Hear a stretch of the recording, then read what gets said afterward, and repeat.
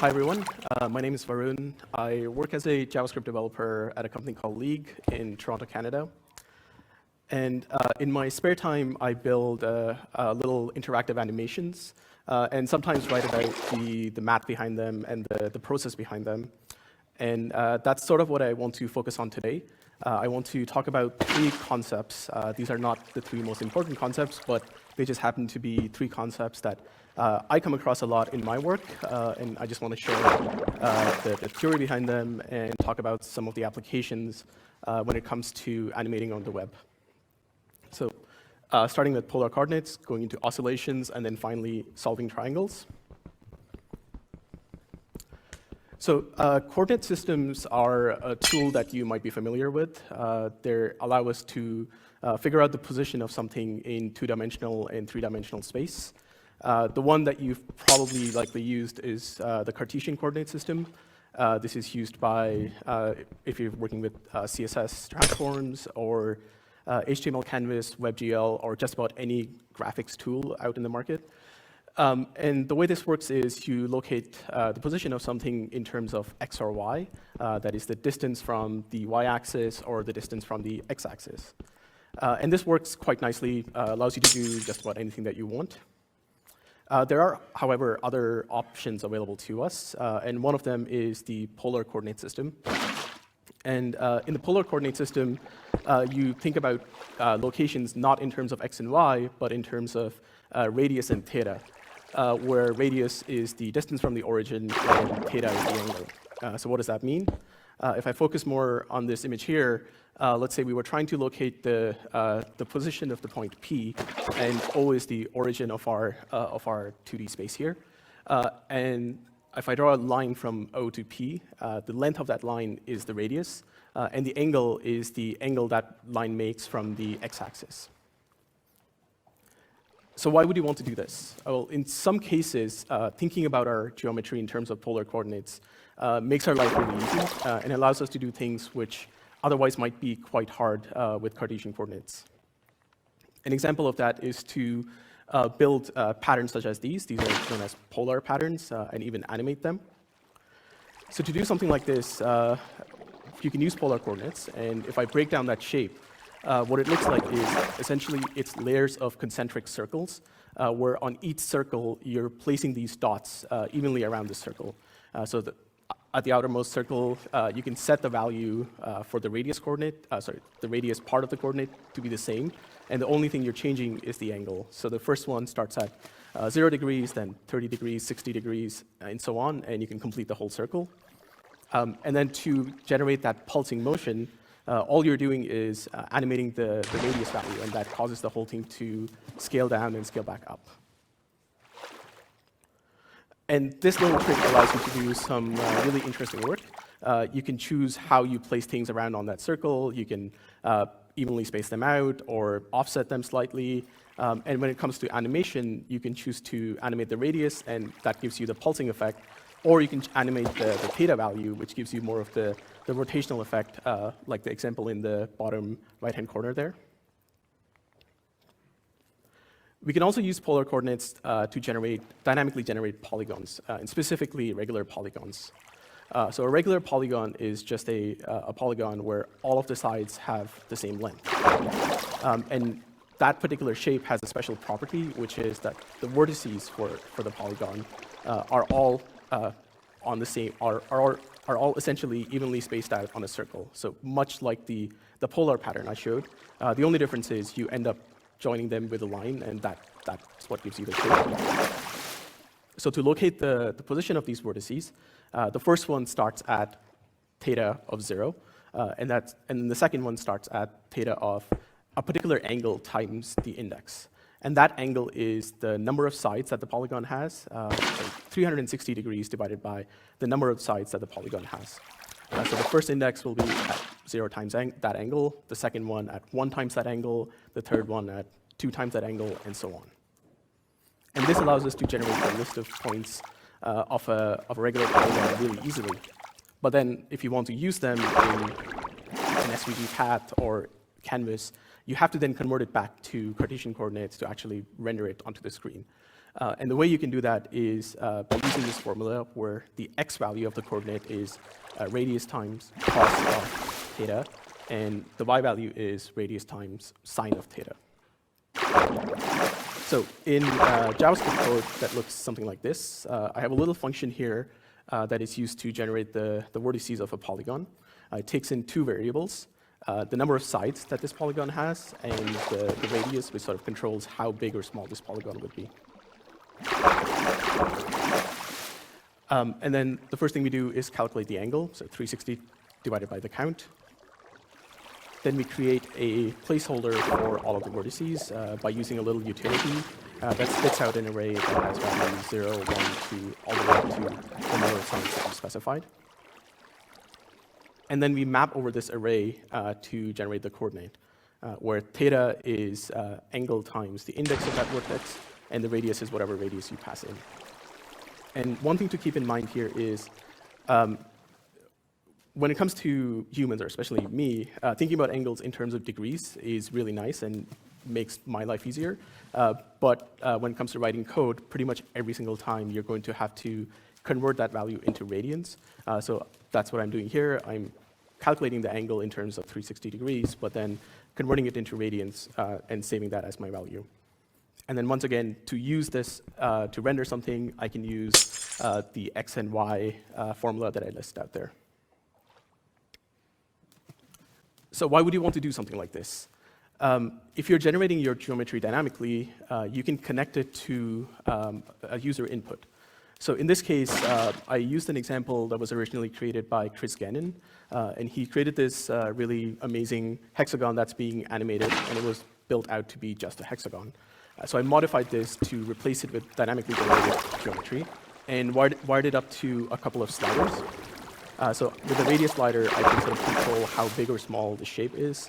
And then with the other slider that controls the number of sides, I can sort of change what shape is being generated. So it's the same CSS code that's being used to render the animation, but I'm applying it to different geometry on the page. And you don't have to connect this to sliders. You can use any kind of data or any kind of user input to add a little bit of dynamic animation to your page. Another example is I made this demo a couple of years ago where using the same polygon generator to spit out these shapes that look like sort of gems, and then wired it up to dynamic lighting where the cursor controls where the location of lighting is. It's really basic toon shading style lighting. And because this is built with SVG, sliced it up into different parts, and each part is just given a different color which simulates this lighting. And the reason I can do this is because I'm generating that geometry dynamically, I can sort of figure out and break it out into the different faces and color them accordingly. And some more examples that I've seen out on the internet. Someone actually built out a animation loader using exactly the same polar coordinate pattern. And then Codrops had this fantastic article a few weeks ago that talked about building page transitions, and the shapes that they built out were these organic-looking blobs. And again, they used polar coordinates to generate those shapes. Kinsk_Kinst later says eating ice cream. So moving on to waves and oscillations. So there's this function that you're probably all aware of called sine that takes in an angle value and spits out a value that is somewhere between -1 and 1. So as you give it different angle values, it generates this wave-like pattern, which looks quite boring, but allows you to do some really interesting stuff. So these are all GIFs created by an artist named Dave White, who also goes by the name Biesenbaum. I really like his work, and one thing you'll notice is he uses this idea of oscillations quite a lot in his work. And he uses them to drive all kinds of things, the location of something, the scale of something, or even the scale, size, color, and so on. So let's look at how we would do something like this.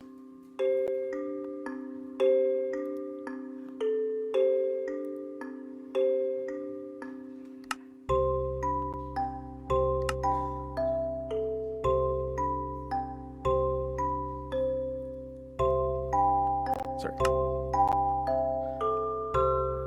All right. So here I have a little setup that demonstrates how to use sine to drive some kind of animation in an animation loop context.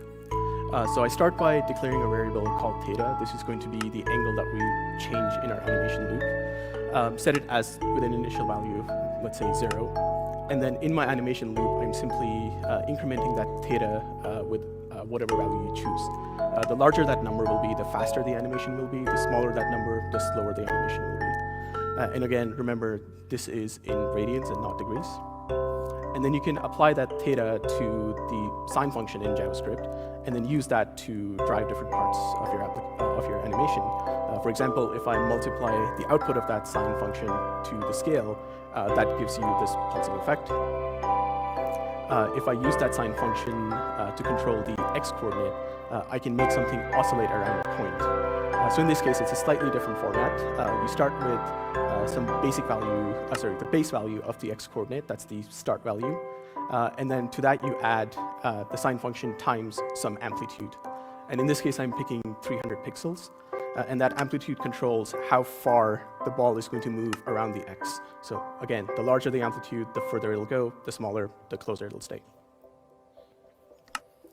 And then lastly, you can also use it to rotate things about points. So going back to that polar coordinates idea again, this time I'm using the same sine function, actually sine and cos in this case, they're both kind of related to each other, to calculate the x and y coordinates. And since I want to rotate this about a point, I also specify the initial values in terms of the center of rotation. So you're changing the Cons_Const later says back to eating ice cream. By changing the theta value, but then you can translate into 2D space by adding center x or center y to that value. And this is sort of the starting point. You can combine sine and cos to create other kinds of motion, which isn't just a static, not just a one waveform motion. If you combine them, you could come up with some really, really interesting easings. And this is sort of a more real-world example where someone used exactly that concept to rotate this spaceship around the moon. In this case, it was done using JavaScript, but you can do it. You can do the same thing with CSS animation if you want. So going back to Dave White's work again, one thing you'll notice is in most of his work, everything doesn't move at the same time.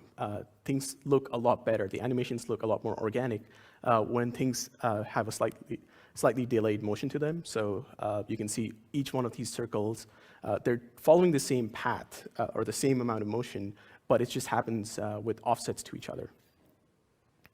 So the way you can do that is, let's say, start with this example of a ball, which is bobbing up and down using that sine function. And the initial value that we gave to this, the initial theta value was set to 0. You add another ball, but this time you gave it an initial value of 0.2, so there's a slight offset to it. And you can see that already there's a slightly more interesting motion, or in my opinion, slightly more interesting motion. And as you can see, each time you add a ball and give it a slightly larger offset, you can create this nice wave-like pattern where each ball is moving in a wave-like motion, but then together they're creating a more complex motion. And then, of course, you can add layers to it to create even more interesting animations. And the last topic I want to cover today is solving triangles. So this is one of those things that once you learn about this, you see it everywhere. So I almost encounter this in just about every piece of animation I ever built. And really what this talks about is you have some information about a triangle, and you want to use that to figure out all the other properties of that triangle. For example, that might be, the length of two sides, and you want to figure out an angle, or two angles, and you want to figure out the size of the length of the sides. So I'll start with the most straightforward case, which is for a right triangle. So a right triangle is simply a triangle where one of the angles is 90 degrees. So in this case, you might end up in that same scenario where you know the length of two of the sides and you want to figure out one of the angles, or vice versa. So for this, I'm going to ask you to go back to high school, later says now to P. You might remember this mnemonic device, SOHCAHTOA, from your math classes, especially the trigonometry part of it. And you might also remember these formulas that you encountered. That's exactly what you're going to be using here.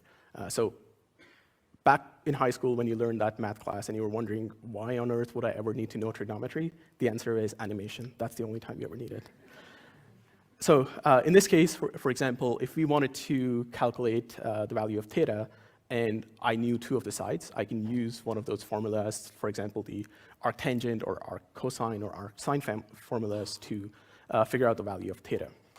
So let's look at some examples where this came in handy. This is an example from the P5JS website. They have a little eye tracking animation. So these eyes follow the mouse cursor here, which is the blue dot that you see.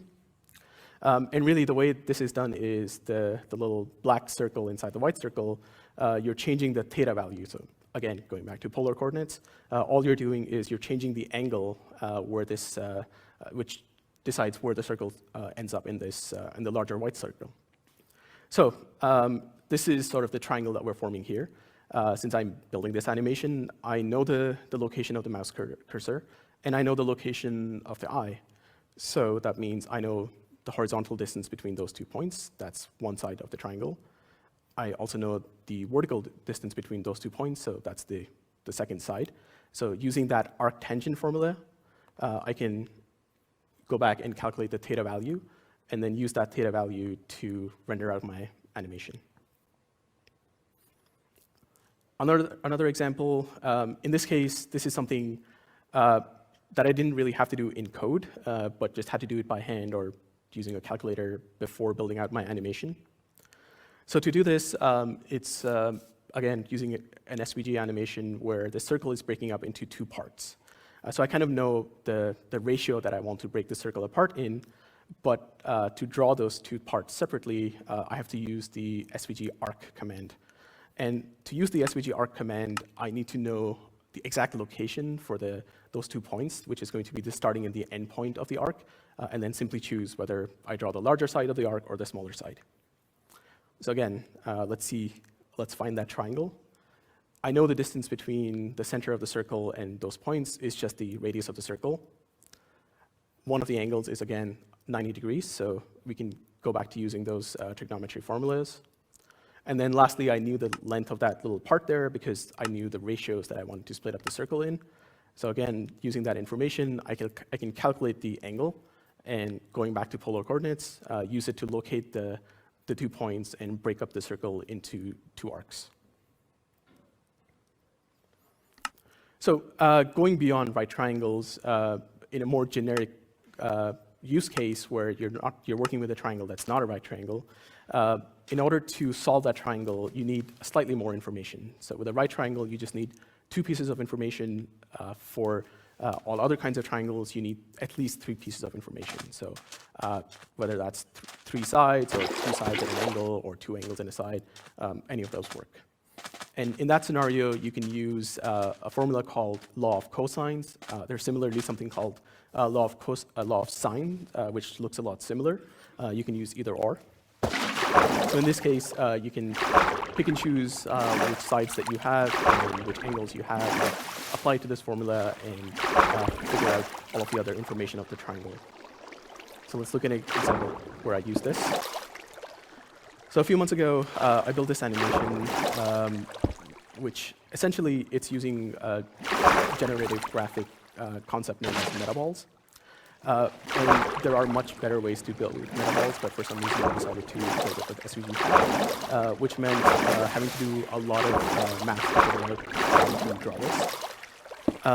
And what it comes down to is essentially there are 2 circles, and then a little white connector that sort of allows you to mimic this. I won't go into all the details of how this happened. I have a link to a blog post down there that goes into that. But I want to focus on one specific part. So one of the steps in order to do this was to figure out these 2 angles, U1 and U2. And these angles are formed by a triangle consisting of 3 points, which are the 2 centers of the circle, and the point where the 2 circles intersect. So again, I kind of know 2 sides, because they are the radius of the 2 circles. And the third side is simply the distance between the 2 circles. And since I'm animating these and I'm moving these things around, I know the location of those 2 circles, where the centers are, so I can calculate that distance. And then apply it to that law of cosines formula to figure out the value for U1 and U2, and be able to figure out how to draw that connector. So I just want to end by sharing a little resource. So when I was in first learning programming, I learned it through a language called processing. And there's a book that came out when I was in school called Generative Design. Because I'm in Austria, I'm not even going to attempt to pronounce the German name here and butcher it. But it was a really amazing resource that goes into a lot of these mathematical concepts, and had a lot of code snippets that showed you how to do these things with processing. Well, they're coming out with a new version later this year, which is built for P5.js, so it applies more to JavaScript and more to the web.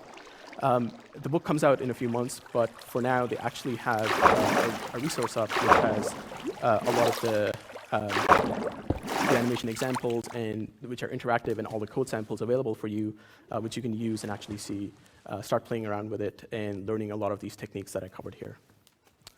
And that's everything I had. Thank you.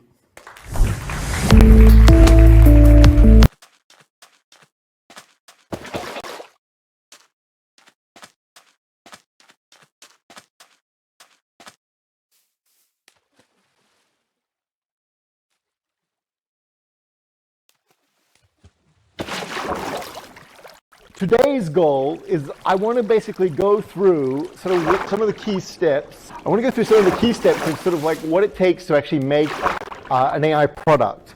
And I think that one of the things I see is a lot of people learn how to do MNIST, they learn how to build a basic model, they learn to do stuff, maybe in Jupyter Notebooks, but then they don't think about actually sort of taking a basic model and transforming that into an actual AI product. So I want to sort of discuss some of the real world challenges. And I'm actually going to do it with a real-world example that I built about 10 days ago. So I gave this talk last weekend in Bangkok at the AI Day there, and I built this just a couple of days before that. So you'll see how it goes. Anyway, so Google, pretty much all of Google's products now contain some form of machine learning or deep learning.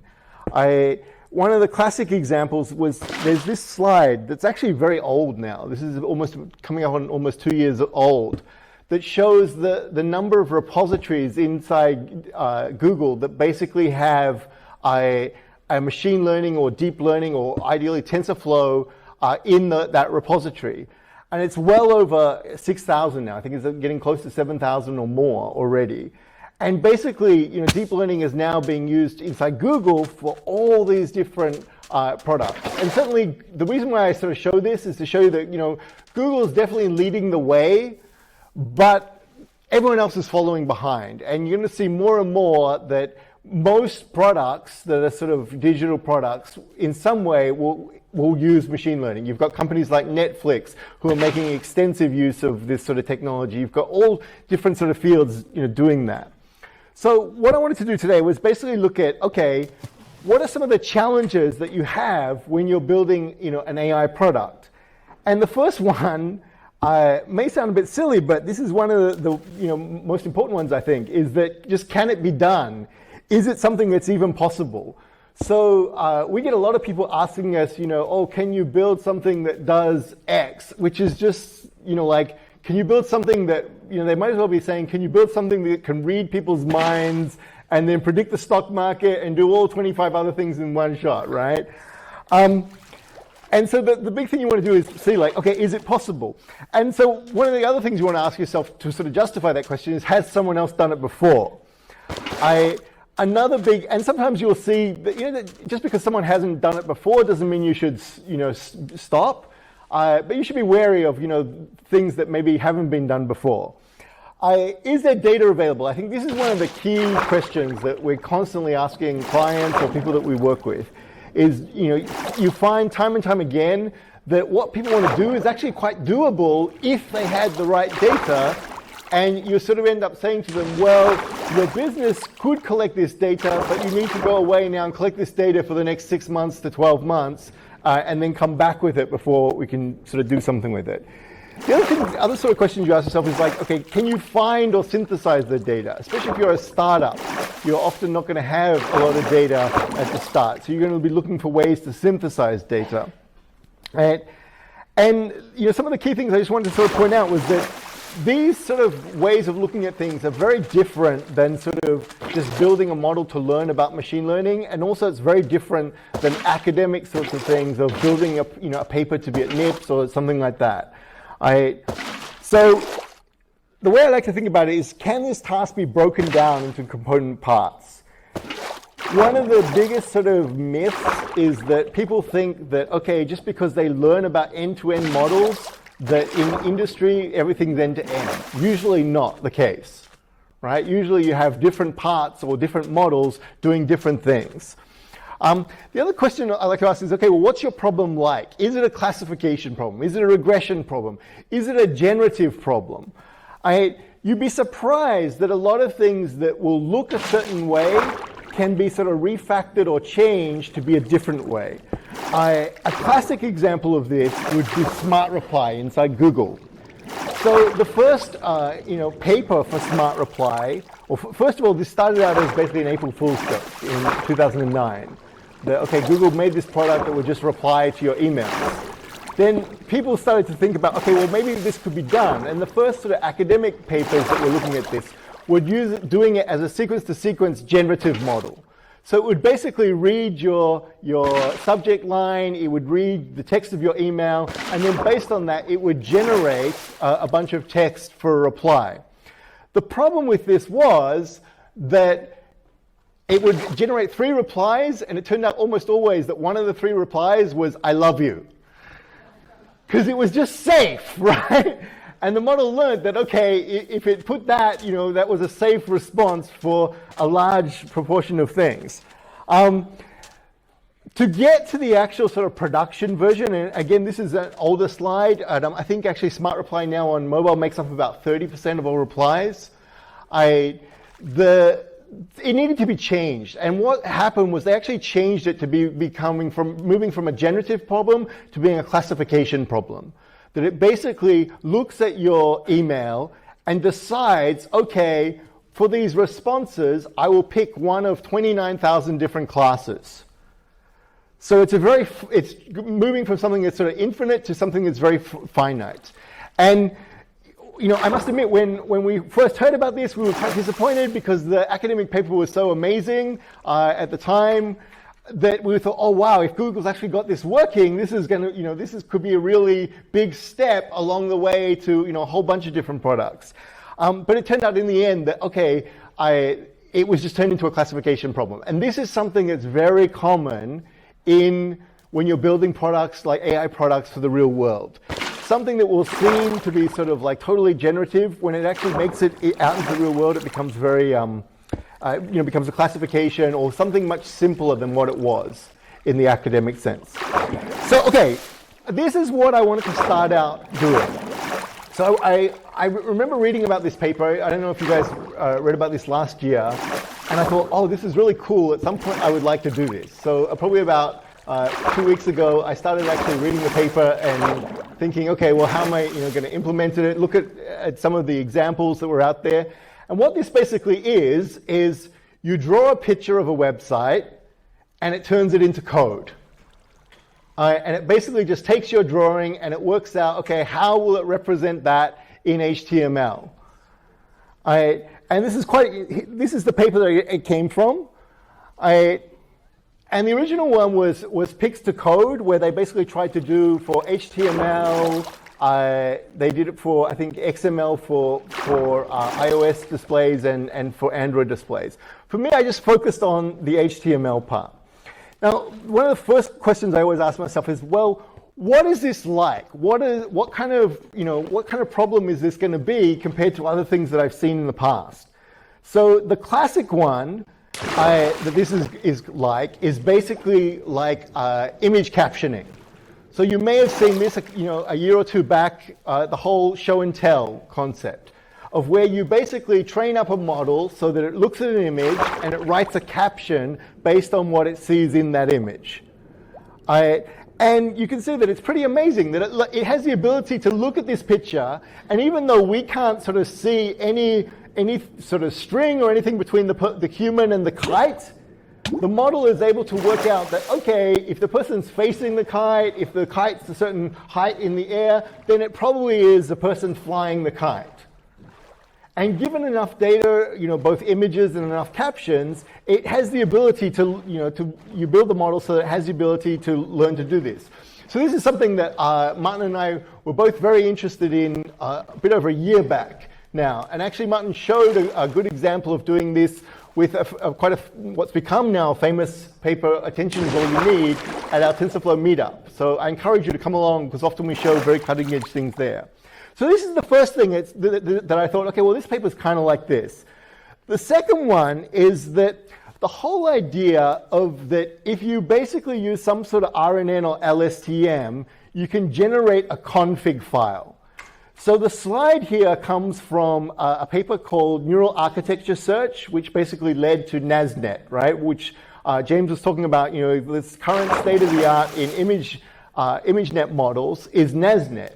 And the way that this model worked was, I can't go into all the detail, but one of the key parts of it was that it basically had this RNN controller that would predict certain parts, which would then become like a config file, which would then get turned into basically a network. So for example, you can see there it's got like the number of filters. So here it's predicting one layer of a CNN.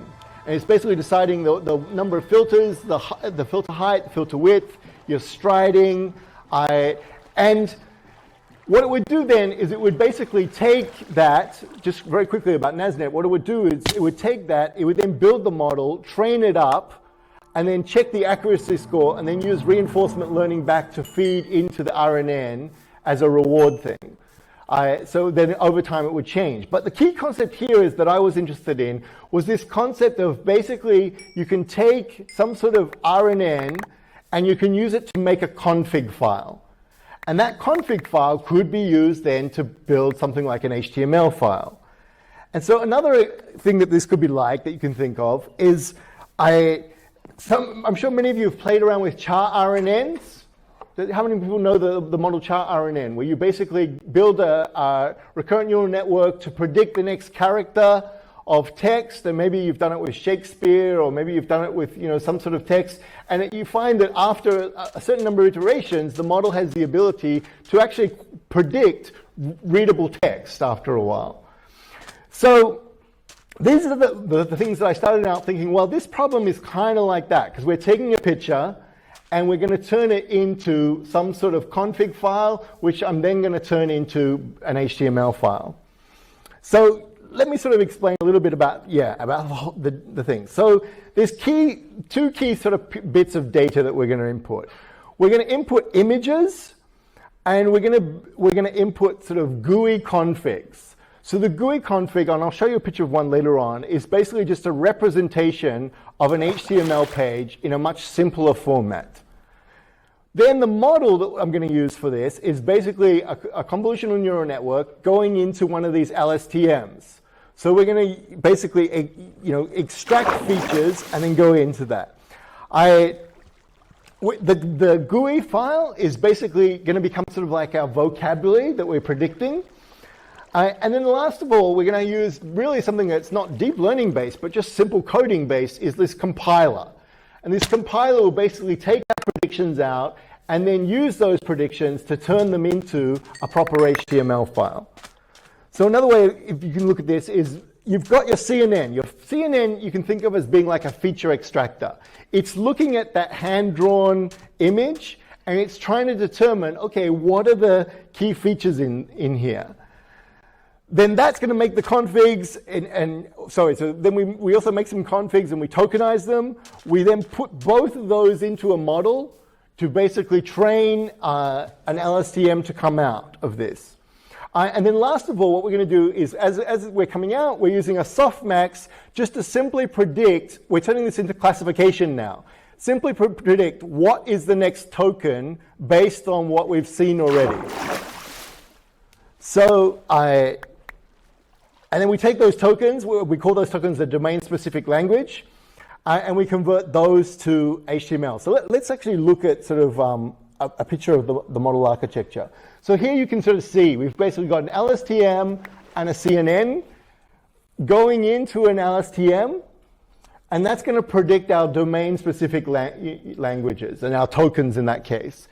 Then we're going to basically, when we're doing inference, we're just literally going to put in the image itself and rely on that to extract the features later and says to getting used bring to new those out, controls into our sort of LSTM, and that's going to make our config file. So another key part of this, I've kind of touched on this already, is the compiler. So this is sort of like a real trick of the trade that you see for a lot of these sorts of things. And that if we were, how many of you know LSTMs and RNNs? Quite a lot, right? Okay, good. So if you've dealt with LSTMs and RNNs, you know that they have a very limited amount of prediction power, meaning that there's no way we could really train an LSTM to predict, 1,000 characters of an HTML file. It's just not going to be that, accurate at doing it. And it's certainly going to fail at things like learning to open and close different tags or learning to do that kind of thing. So we need to produce this sort of config file. And that's what I was showing you before with the NASNet slide. And then we have this domain-specific language, these tokens that are going to represent and be compiled into the raw HTML stuff. Right? So this is what an example of a config file looks like. So each one of these is a separate token that basically the network is going to be able to predict. Now, of course, remember, these are going to be then tokenized and turned into numbers and fed in. But when we make the prediction out of numbers coming back out, this is what we want to get, something like this. And you can see this has got a start token and an end token. So any of you who've worked with any sort of NLP in deep learning or any sort of sequence-to-sequence stuff, this should be quite similar to things you've seen before. We then take that GUI _conslater says and we basically have to then use a template to basically turn that back into the HTML. And so this GUI basically, this config file just represents chunks and snippets of HTML, if you think about that. And it's just going to basically stick it all together. And one of the things that we need to have, though, is a template file. So we have a template file that is mapping from those tokens that we're predicting to actual raw HTML in this case. And you can see that we've got, for example, an opening tag, a closing tag. We've got different things for a header, for a button, for a few different things like that. Okay, data. Now this is where this becomes a real challenge. Is that synthesizing data is one of the biggest challenges you're going to have in making any sort of AI product. Usually you're going to have to find some way to make data at scale if you're going to make a commercial product. It's a very well-known secret, I think, that Google, Baidu, Facebook, etc. often will make products just simply to gather data. Right? This has become very controversial, obviously, with a lot of the things going on with Facebook recently. But Andrew Ng has talked about this, that at Baidu there are a number of products that they've made with no intention of making any money out of that product, that it's a loss leader purely to gather data. _conslater says it can be harder to see THW up close. I suspect the that's something you definitely want to do. This will usually be one of the biggest challenges you face in making AI products. You then also often have to build your own tools to annotate data or to be able to find some way of tagging data. Another thing I don't have time to go into today, but you can also use some sort of unsupervised learning or semi-supervised learning way to actually take sort of raw data from the wild and label that or turn that into something. Obviously, the more data, the better, but the data must simulate. In this case, for example, the data had to simulate what someone might draw. Were on old control position. And another just really sort of simple tip is that this model crunches that image right down. But when you're gathering data, try and get it at the highest resolution possible, because you never know when you're going to want something that's higher res. And in this case, I actually got 2 of my staff to just sit there for 2 days and draw pictures, right, to get the data. And if I had then gone back to them and said, oh, sorry, the image is not, high res enough, they would have been pretty pissed off at me having to do that again. So like in this case, we needed a lot of hand-drawn stuff. So one of the things I did try with this, which didn't work, was trying out different sort of CSS, styles or different ways of actually making it. So this is sort of one of the things that I found on CodePen, was a way to basically try and make buttons look like they were hand-drawn. In the end, though, this didn't seem to work at for what we were trying to do. If I was doing this probably further on, I would maybe look at maybe even building our own sort of CSS stuff to make some way of being able to just suddenly churn out, 100,000 web pages. But what we did was draw them. So these are some examples from a test set. The train set's basically the same sort of, very sort of similar sort of stuff. And you can see that the idea is just to get an understanding of, okay, where the key parts of the layout of the website go. So, prototyping.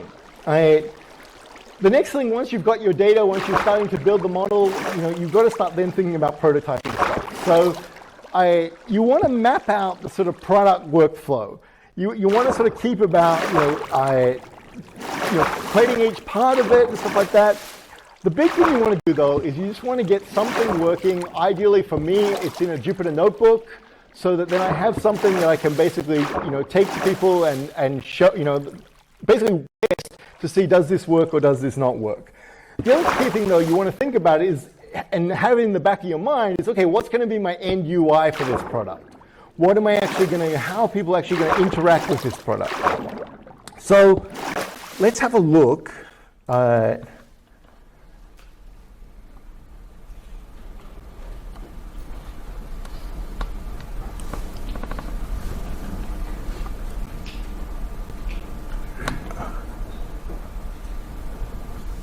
How's that for size?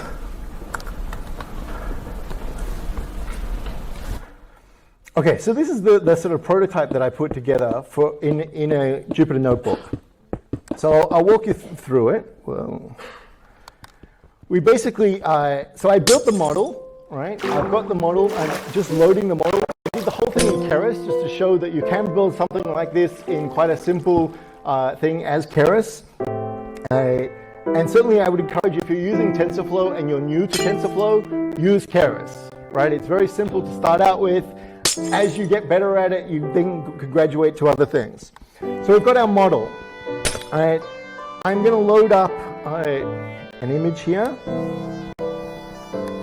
And here's the image. Now, you can see that what I'm actually doing is crunching the image down to actually just 256 by 256. So when I tried building different versions of the model at the start, I used, very similar to what James was talking about, I was using transfer learning, and I built basically, I just started out using different models. Started out using different models to see, like, okay, what would work. In the end, it turned out that the ImageNet model was probably a bit too complicated for the feature extractor that I needed. So I went with a sort of simpler network. But I stuck with the, the whole sort of size, just like the paper, where they stuck with the 256 by 256 and 3 channels deep in this case. So then we've got the tokens. So these are the tokens that I've got. And you can see basically now I'm just doing a sort of lookup table to map the token to a number, which I'm going to feed in. I then need some way of actually sort of generating those, those predictions. So basically what we're doing, for those of you who are not used to this sort of model system, I'm basically making a prediction of one number, then I'm passing that number back into the network to predict the next number. So I'm predicting one after the other, so I will get a sequence. And you will see that actually here. So if I run this, we can see that what it's doing is it's predicting each one out. Now it's basically predicting that as a number. I'm using the lookup table to change it back to the GUI in this case. I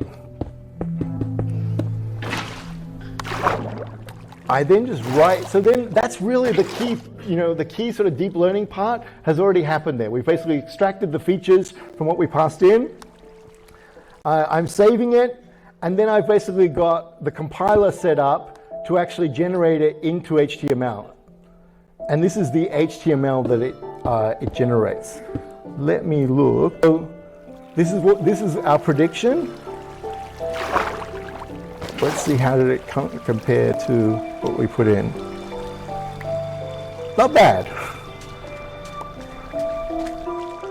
Okay, so if you were like me, you'd be very suspicious that, oh, Sam picked one that's just going to work. So what I did then was I basically thought, well, okay, really we want this in some sort of web form, or we want some way that people can draw it. So I'm going to do one on the fly, and I'm going to be drawing on my trackpad, so it's not going to be very good. But let's say I draw a few buttons. And this doesn't always work because it's still very much in prototype phase. 3 or 4 buttons. Let's go for 4.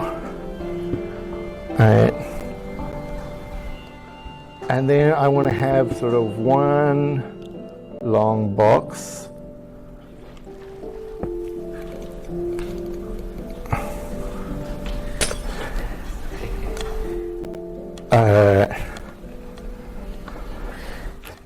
Not exactly neat.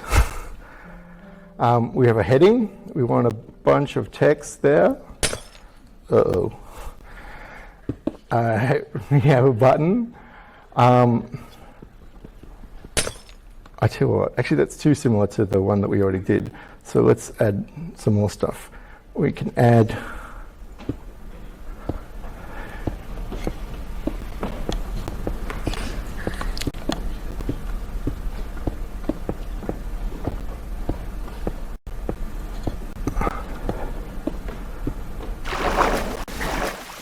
Now you'll notice that one of the things I've got in here that I've actually added in is the page style. So we can actually then sort of say to this, we can pass in an argument or a condition of what type of page, what type of page do we want this to be. So that really relates to sort of like the CSS that we want to pass in. So I'm going to, for the first one, I'll do Bootstrap. And then basically press my create HTML.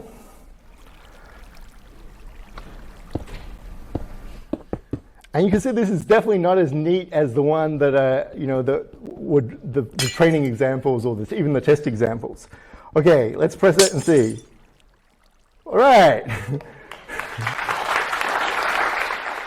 So, did it get the buttons right? Yes. When I did it last week, it added an extra button for some reason. I'll just quickly go along and show you. We could actually add even more to this. So the model can actually take quite a bit. And this is sort of just to talk about this while I'm drawing.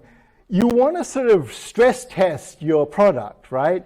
In the real world, people would, are not going to draw nice and neat.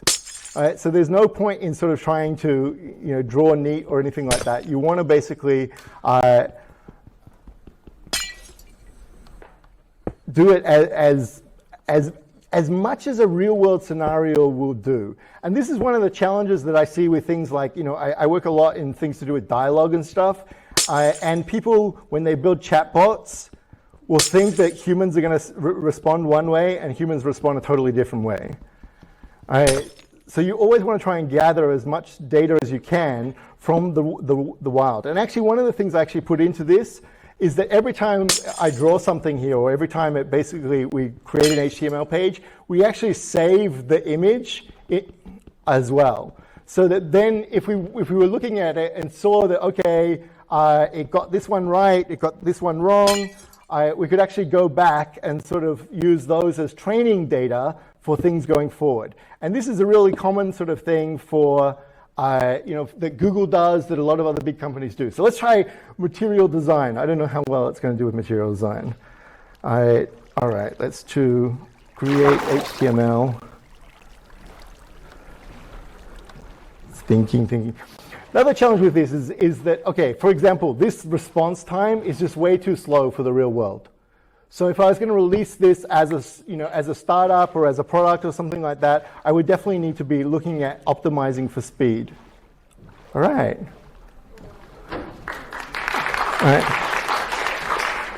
Did it get it all right? Yes. Okay. Let me go back to the presentation. So where to from here? So, okay, I've now got, something that's a prototype. If I wanted to take this into production, there would be a whole bunch of different considerations to think about. And this is where you're going to be working with product managers, with other types of people who are maybe not going to know a lot about the deep learning or your machine learning or any of that sort of tech. But for example, this product, would this product be better as a mobile product versus a web product? In some ways, I think I could probably sell this as maybe an iPad app, or something like that. Or what this product might be good is making an iPad app for some sort of web hosting services to give away for free, but it only generates files that work on their web hosting, that kind of thing. You want to think about microservices versus monoliths. I'm not going to talk about that much today, but generally you want to sort of, with a lot of these sorts of things, you would want to have the TensorFlow running on maybe a microservice or on TensorFlow serving, like James talked about. You would want to think about, okay, you're going to use a GPU or not. Obviously, the reason why it was taking so long is I was doing the inference on my CPU here, so therefore it was taking a lot longer to actually work. If I was doing that with a GPU in the cloud, I could get the speed much quicker, but then also I need to think about the cost per API call. And especially if I'm doing something at scale, those sorts of things become really important. Your model size. You always want to be optimizing for smaller models, faster models. One of the tricks for doing that, we don't have a lot of time to talk about today, is you often train a big model and then you train another smaller model to learn from the big model. And that's a way of being able to get around a lot of those things. So if I was doing a mobile version of this, I definitely want to be using something like TensorFlow Lite or CoreML.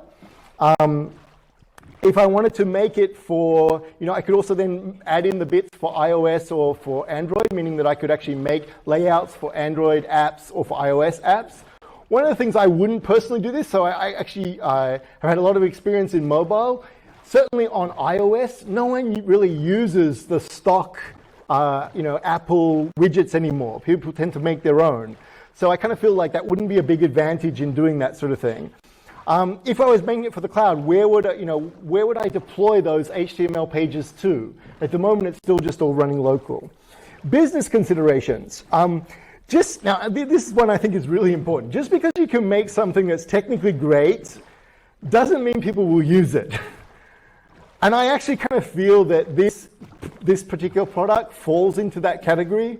That I kind of feel like it's a really cool gimmick, and it looks really cool, but how many people would actually use it to design their website? Probably not many, right? So you always want to be thinking about, will people pay for this? I see this all the time when I'm mentoring startups and stuff, that I see often they will make something that's maybe technically very great, but really in the real world no one's going to pay for that product. Again, is it a painkiller? Is it a vitamin? It's kind of, does the ML or AI shine more than the actual product?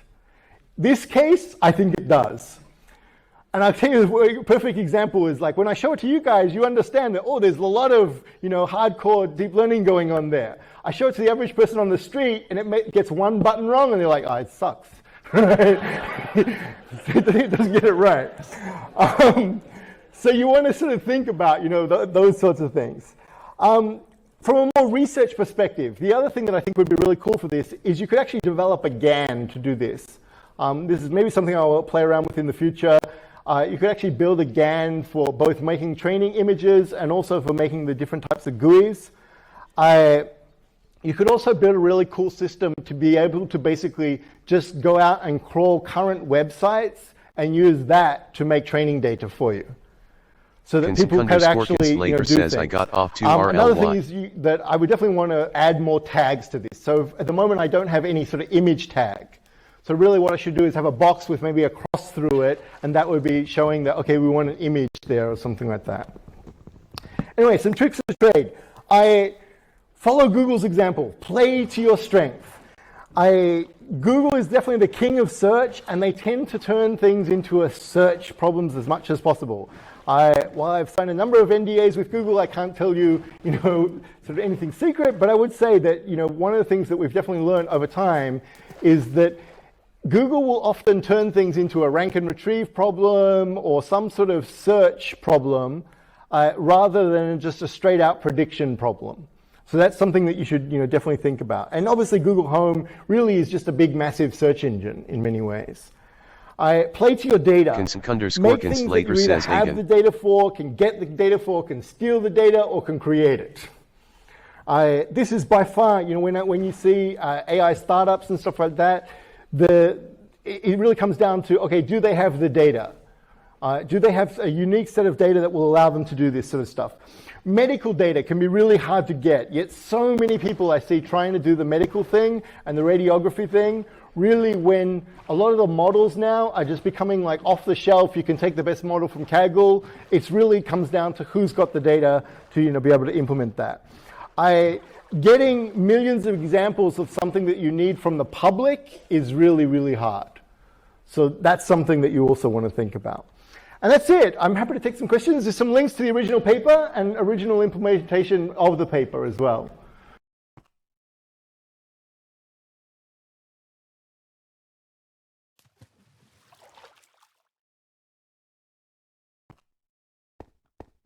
My talk is online, as always, at talks.php.net, Twitter @Rasmus. So, I'm old. Older than, I think, everyone in this room, maybe with maybe a couple of exceptions, one or two maybe. But I'm turning 50 this year, which is, in the source world, is quite old. At my company where I work at Etsy, I'm one of the 2 or 3 oldest in the company. And this business we're in is a young business. It's for young people mostly. I started off, hey, here we have the other room coming. Good, welcome. I can speed up. I started off in the 80s. This was my first computer, Timex Sinclair. Had 1K of memory. The big block on the back is a 16K memory expansion module. And I learned to do a lot of low-level programming because that module was so big and heavy, it would sometimes come loose. So my program would go from having 17K of memory down to 1K instantly. So I had to make sure my critical loop were in the lower 1K at all times so my code wouldn't crash, and they could then repopulate the upper memory. Types of things we don't think about these days, really. But maybe with cloud computing and dynamic memory resizing and things like that, maybe some of this stuff comes back. We'll see. VIC-20, like many people, dreamt of getting a Hayes modem so I could actually go online and do interesting stuff. Spent a lot of time sitting there watching Z-modem download stuff. This was the internet for me. This was the web. There was no web, basically. Web started off slowly with Gopher in the early 1990s, worked a bit on that. And it wasn't until 93 when we saw Mosaic, the first web browser, first graphical web browser come out, that I really got into web development full-time. And that's when I started PHP. And that's where the PHP story starts, in about mid to late 1993, where I started building websites. The code of my early stuff looked like this. So these are CGI C programs. You can see HTML inside a C program. Any tiny UX type of change you wanted to make, you had to recompile your C code and redeploy it. And it was really easy to screw up your C code, especially if you're handing off the visual design to somebody else back then. Handing them a C program and asking a visual designer not to mess up C, that didn't work so well. So I needed a better solution than this, because I hated doing the front-end stuff. I've always hated doing front-end work. I was always a back-end person. So most of the web in 93 switched over to Perl, CGI PM. It's a Perl module that lets you code CGI programs in Perl. To me, this wasn't that much better. It just meant that I'm handing off Perl code to the UX person and asking them not to screw up Perl, which might actually be a harder ask than asking them not to screw up C, because Perl can be screwed up in so many interesting ways. So I wanted something more like this. I wanted my HTML to look like HTML. I wanted to be able to hand off things to the designers in a way that they couldn't possibly screw up. Right? Well, they could still mess up HTML, but I mean, that's their job. They should know the HTML part. And I just wanted to give them a couple of magical tags that they could add to their library of HTML that they knew, and have them solve domain-specific problems using that. And I would basically give people a cheat sheet and say, okay, you know HTML, here for this particular application that we're working on, here are 12 extra fancy tags that you can use to pull in back-end data and do interesting stuff with. And that was the birth of PHP. It was a templating system for the longest time. And I always resisted this desire to make it a language and call it a language. To me, it was a way of interfacing HTML and the backend C code that talked to all the backend systems. The problem was, though, that people wanted to do more and more logic in the templating system. Nobody wanted to write C code. And I couldn't convince people to write C code because the web was growing so fast and there weren't enough C developers in the world. My idea of PHP never came to be. My idea of PHP is not the PHP we have today. My idea was for PHP to be a very well-structured C API for the web, where you write all your business logic in C, a fast, strongly typed language, and you only do sort of the visual logic, the display logic in the templating system. But the entire world disagreed with me. They wanted to do all the hardcore business logic in the templating system. And yes, I had added some language-like features to the templating system, so you could have snippets of things, snippets of a template that you could repeat through calling a function, and you could do most sort of language-like things, but the intent wasn't to build business logic in that. It was to make it a very rich templating system. And my ultimate failure came when people started writing templating systems for my templating system. And at that point, I knew I had lost. So, having lost that battle and sort of given in, the task then was to make, okay, since this didn't start off as a templating or as a programming language, it was a templating system, now we have to switch gears, and I have to switch gears and actually make this rather crappy templating language a good programming language. And that has taken some years, and there's a lot of legacy things in there because of that. And PHP gets a lot of criticism because of some of these legacy features. But we've always strived to not break backwards compatibility because there's just so much code out there. Some people say up to 80% of all websites have some level of PHP on them. Imagine how big the web is, and if we go and break 80% of it, not cool. So our latest thing was speeding up existing sites and speeding up the web. We did that with PHP 7. And many sites will see 100% performance improvement, so basically double the speeds. Some sites will have even more than that. Sometimes some sites will speed up 3 to 4 times just by upgrading from PHP 5 to PHP 7. And we did that by focusing on memory usage. We started off trying with a JIT because Facebook's HHVM had shown us what could be done with a good JIT. So we was like, hey, let's write a JIT, and we did. And this JIT created fractals really, really fast. But it didn't speed up your WordPress site. It didn't speed up your Drupal site. It didn't speed up any real-world PHP sites out there.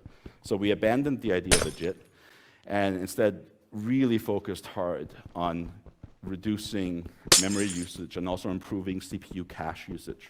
Worked a bit with the Intel compiler team, and they helped us profile and narrow down some of the places where we're blowing away L2 caches at the CPU level, and a lot of low-level things like that, getting better data locality for data that we're moving around. You fetch stuff from the database, don't copy it from the database buffer to another buffer. Try to keep it all in one buffer and never moving things around. Same when you're calling functions, don't make copy of the function arguments.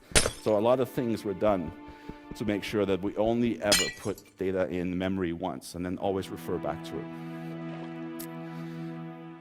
And lots of other interesting tricks. So here's a piece of code that makes 100,000, makes an array with 100,000 little arrays inside. So a nested array. In PHP 5, this takes up 109 megabytes of memory.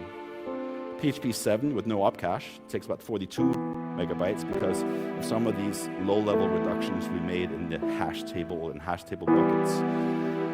But we also have an opcode cache by default now in PHP 7, which is a big chunk of shared memory where we can toss things into. And we're actually making use of the shared memory segment. So when you have static arrays like this, we copy it into shared memory and we store it. as an array in shared memory once. So each client or each process with either an Nginx PHP FPM process or it might be an Apache child process with mod PHP loaded in, it's actually only stored once in shared memory, and all of the individual processes don't have their own copy, unless you change it. If you make a modification to one of these elements, then that element gets copied down into local memory because that change may not be relevant to the other parallel processes that are accessing this memory. That gets a little bit complicated because you have many different processes all accessing the same memory, so you have to be quite careful. And it took quite a bit of work to get to that stage. But the memory reduction is dramatic in cases like this. Going from 109 megabytes to 6 megabytes. It's a huge, huge memory reduction.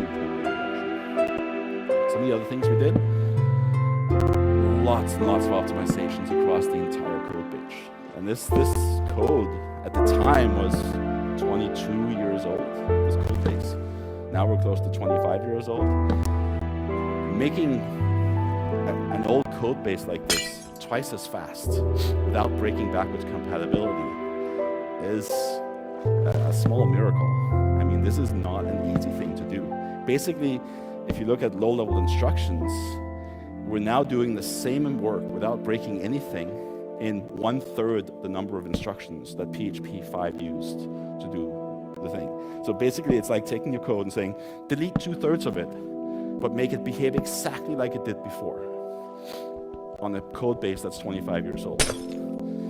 Good luck doing that on your own code base. We still don't have a JIT in PHP 7, and we will probably revisit the JIT for PHP 8. So we still have this opportunity for a major speed boost. All of the speed improvements in PHP 7 came from the memory reduction and the optimization that we did on the core.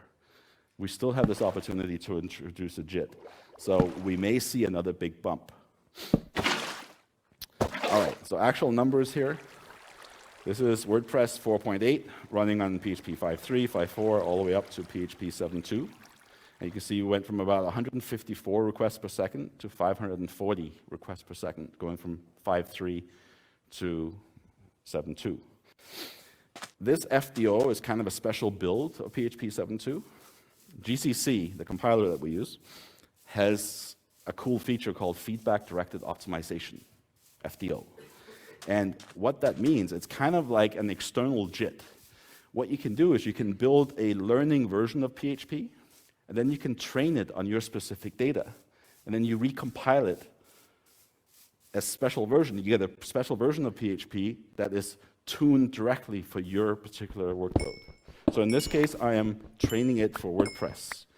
So you do make prof gen, so you generate this profiling version of PHP, you train it. An easy way to do that is called PHP CGI -T. This says run this 1,000 times. And because the front page of WordPress pulls in basically all of WordPress through includes, you don't need to hit any other pages. For your particular stuff, you may want to hit a couple of entry points into your application. Then prof clean and make prof use. And that gives you the binary, and that gives you this binary I used here, which is about a 2 to 3% increase over the non-profiled, the non-optimized version. And this is not a PHP thing. You can do that for any Linux binary. You can build an FDO version of your binary for your particular workload. All right. What's more important than straight sort of performance, single process performance, is actually memory use. And here we can see how it's gone down in WordPress from 5.3 to 7, going from 140 megabytes of memory needed for 10 parallel processes serving up WordPress. It's gone down to 15. It's another massive, massive memory drop. And it means if you're hosting stuff on cloud instances, it means that you can pay for much smaller instances to serve up the same amount of traffic with PHP 7. So the request density of PHP 7, it's more than just the fact that PHP 7 is twice as fast. It means that it's twice as fast, and you can put probably 6 to 8 times more load on that server. So if you have, say, 80 instances in the cloud, you could probably do the same work with 10. which is a huge, huge difference. At Etsy, when I upgraded to PHP 7 a couple of years ago, here's a graph. This is PERC 95 response time, so latency, with 2 servers running PHP 5 and 2 servers running PHP 7. So the latency dropped from about 460 milliseconds down to 260 milliseconds. So we cut off 200 milliseconds of latency on the production Etsy servers by upgrading with no code changes. CPU per request, so CPU usage got cut in half, thereabouts. And memory went from about 80 megabytes down to 12 megabytes of memory per HTTPD process. We're using Apache in this case.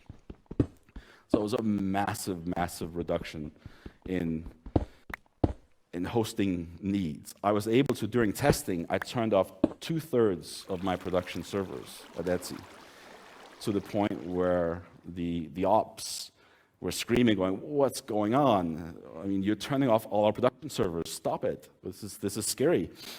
But I was showing them, look, we're serving up the same traffic. It's serving up faster with only 1/3 of our actual servers. And it makes a huge difference. Because there are around 2 billion sites on the web.